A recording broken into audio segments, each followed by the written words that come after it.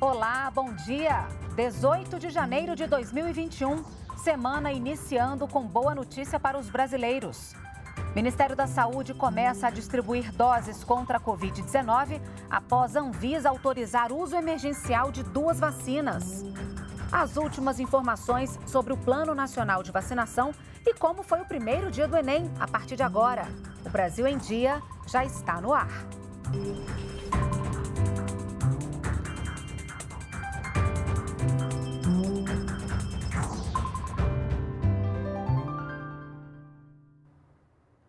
São 8 horas da manhã e nós estamos ao vivo também pelas redes sociais.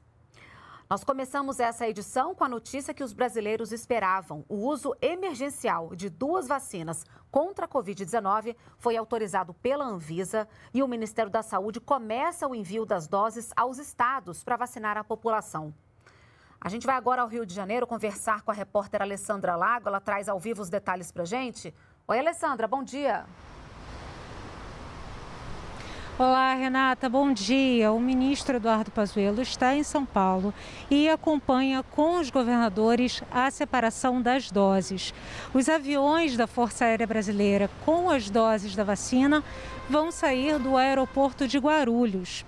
São 6 milhões de doses da Coronavac compradas pelo Ministério da Saúde do Instituto Butantan. O imunizante será distribuído de forma proporcional e simultânea a todos os estados brasileiros. Segundo o ministro Pazuello, depois de chegar em todos os estados, a vacinação começa na próxima quarta-feira. Planejamos para quarta-feira, às 10 horas da manhã, conforme nós já tínhamos previsto já desde a semana passada, o início do Plano Nacional de Imunização. Ao mesmo tempo, em todos os estados, em pontos focais definidos por cada estado.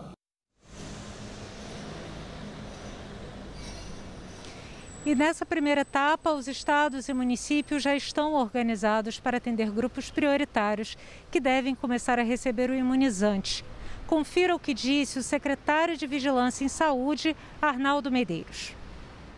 Nós temos 6 milhões de doses em 2 doses e que, portanto, serão 3 milhões de brasileiros vacinados. Serão idosos acima de 60 anos em instituições de longa permanência, então, nesse sentido, a vacina chega a eles. Toda a população indígena brasileira, consequentemente, também a vacina chega a essa população. E há um grupo de trabalhadores da saúde,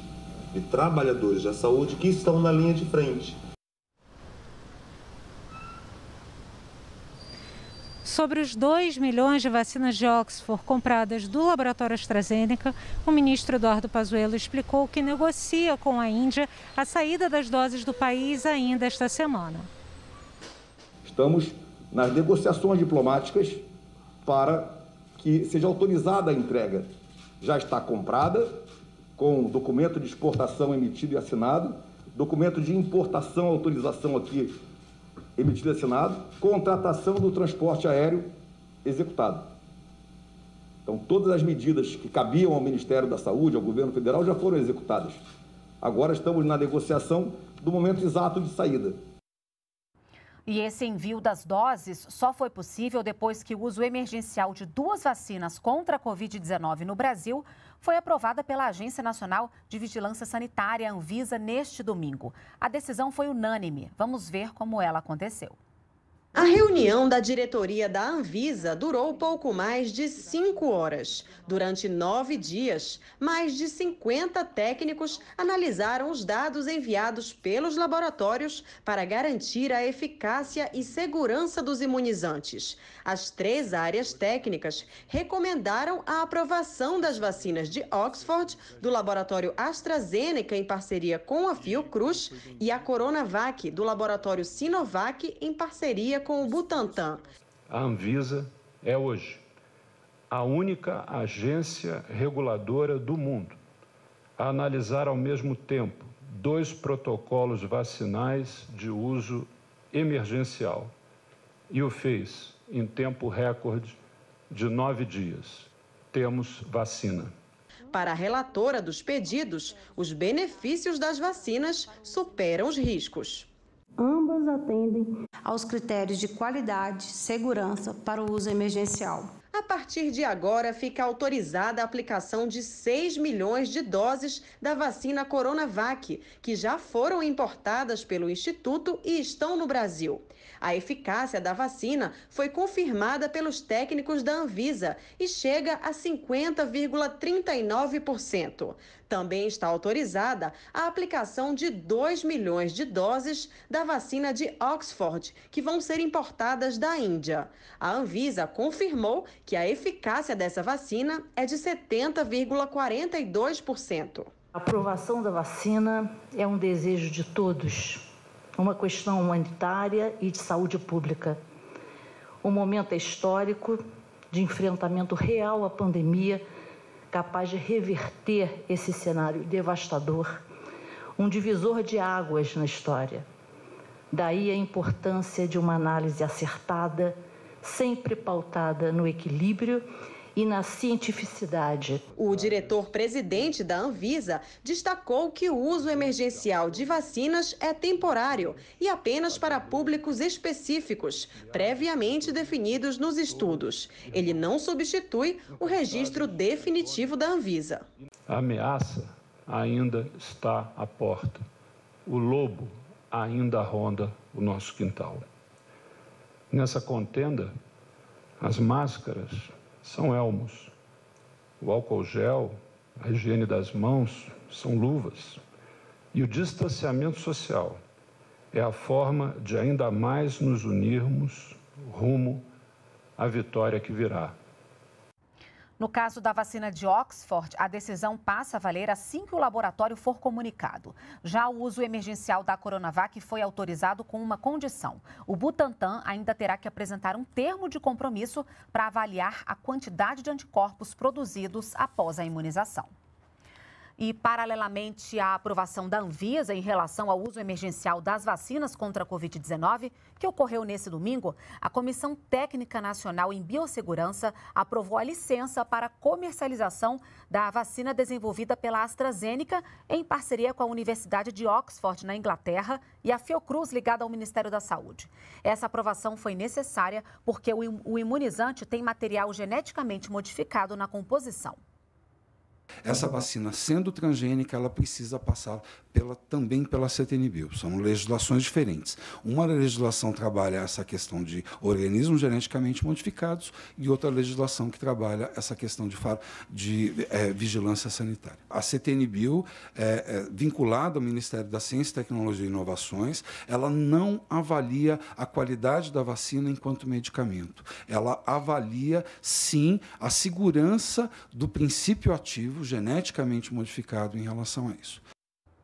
E neste domingo teve Enem, o primeiro dia de provas do Exame Nacional do Ensino Médio. A abstenção ultrapassou 50%. Segundo o INEP, apesar de tanta desistência, a aplicação foi um sucesso e ocorreu dentro de todas as normas de saúde exigidas. Para o ministro da Educação, foi um Enem vitorioso. Segundo ele, a realização do exame, mesmo em tempos de pandemia, foi importante para não atrasar a vida dos alunos. Apesar disso, a abstenção foi a mais alta da história. Dos mais de 5 milhões de inscritos para o Enem de 2020, pouco mais de 50% não compareceu para fazer a prova. No meio de uma crise, uma pandemia, nós conseguimos mobilizar milhões de pessoas de maneira segura. Para mim foi um sucesso. Segundo, que a abstenção histórica do Enem, a última foi de 23%. E uma situação normal, bem normal. Agora, nós estamos numa situação de calamidade. Tivemos uma aplicação tranquila do ponto de vista da segurança sanitária. Apesar de... houve avaliações e verificações pelos órgãos competentes. Na cidade de Mariana, o prefeito pediu para visitar as salas. Vigilância Sanitária visitou a Universidade Federal de Santa Catarina, outros. O Ministério Público tinha também uma força-tarefa observando as salas de aplicação pelo Brasil inteiro e nós não tivemos nenhum local de prova interditado por questões de saúde. Em todo o país, mais de 20 ações judiciais tentaram impedir a aplicação das provas do Enem a partir desse fim de semana. Mas as provas foram adiadas mesmo apenas no estado do Amazonas e em 2 cidades de Rondônia. Além disso, 8.180 pessoas que pediram o adiamento por questões de saúde também farão o exame em outra data. Também vão poder fazer a prova em outra data estudantes de 11 locais que tiveram problemas para a realização do exame. Mais de 14 mil locais estavam habilitados para receber os estudantes. Segundo o presidente do INEP, todos terão direito à reaplicação. Qualquer participante, seja por qualquer motivo, que se sentiu prejudicado em qualquer lugar do Brasil, a partir do dia, como está previsto no edital, a partir do dia 25 de janeiro, ele poderá solicitar a reaplicação feita nos dias 23 e 24 de fevereiro. Máscara, álcool em gel e distanciamento social. Neste ano, com a pandemia, as provas do Enem foram realizadas com cuidados especiais. Além disso, os candidatos precisaram se preparar de uma forma bem diferente para a prova. Nos locais de prova, o uso de máscara é obrigatório e álcool em gel estava à disposição. A abertura dos portões estava prevista para 11h30 da manhã, mas em muitos locais eles foram abertos mais cedo, justamente para evitar aglomerações. Mesmo assim, a maioria dos candidatos preferiu ficar do lado de fora. A expectativa era grande. Até ontem eu não estava nervosa não, mas agora eu estou ficando um pouco ansiosa. Mas eu espero que dê tudo certo. Não acho que eu estou 100% preparada, mas com a base que eu tenho, eu acho que eu posso tirar uma nota boa sim. Nessa edição do Enem, a pandemia do coronavírus forçou os candidatos a mudarem a forma de estudar para a prova. Com escolas e cursinhos fechados, a maior parte da preparação foi feita por meio da internet e teleaula. Alguns candidatos sentiram dificuldade. Foi o caso da Ana Dávila, que aos 58 anos faz seu segundo Enem. O estudo foi complicadíssimo esse ano, né? A dificuldade é justamente de videoaulas, né? Porque nem sempre a gente tem acesso à internet na nossa casa. Eu, por exemplo, moro numa comunidade, então dificilmente a gente tem acesso. Para mim foi fácil, sempre tive o costume de aprender sozinho mesmo, não tive muita dificuldade não. À 13h, os portões foram fechados. Teve quem chegou atrasado e ficou do lado de fora.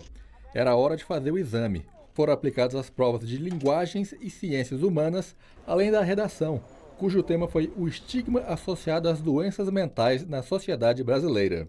Às 5h, os candidatos já começavam a deixar o local das provas. Muitos estavam otimistas. Eu estudei bastante para a prova, então estava num nível que eu esperava. O tema da redação foi um tema bem importante, né? Um momento que a gente está vivendo. E eu achei que estava tranquilo para mim. O Brasil em Dia fica por aqui. Você pode acessar as nossas redes sociais para rever as nossas reportagens e também acompanhar toda a nossa programação. Um ótimo início de semana para você. Nos vemos amanhã. Até lá. Tchau, tchau.